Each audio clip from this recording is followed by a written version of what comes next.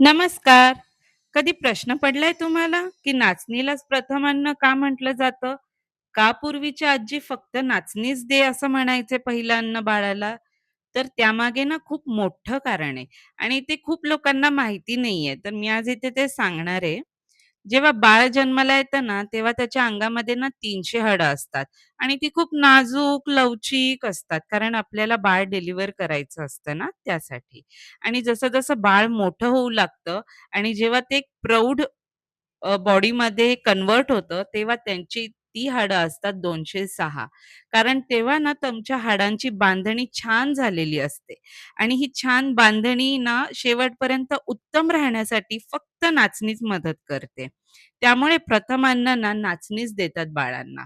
कारण ऑफ दुधापेक्षा जास्त त्यामध्ये कॅल्शियम आहे हे सगळ्याच जगाला बोंबलून माहिती आहे. पण त्यामध्ये एक खूप महत्वाची गोष्ट आहे ती म्हणजे व्हिटॅमिन डी. तर व्हिटॅमिन डी काय करतं, जे कॅल्शियम आहे ना रागीमध्ये, ते हाडांमध्ये शोषून घ्यायचं काम व्हिटॅमिन डी करत असतं. त्यामुळे काय होतं, तुमच्या बाळांच्या हाडांची बांधणी जी असते ना, ती छान बनायला सुरुवात होते आणि ती जेव्हा छान बनते ना, तेव्हा तुमचं बाळ पटकन चालायला, पटकन रांगायला ना त्यांना छान मदत होते.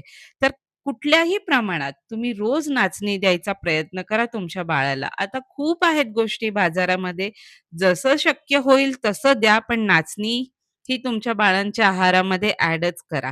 त्याचा खूप फायदा होईल तुम्हाला आणि हे तुम्हाला शेवटपर्यंत तुमची हाडं ना एकदम छान राहतील. तर तुम्ही पण घ्यायची ट्राय करा.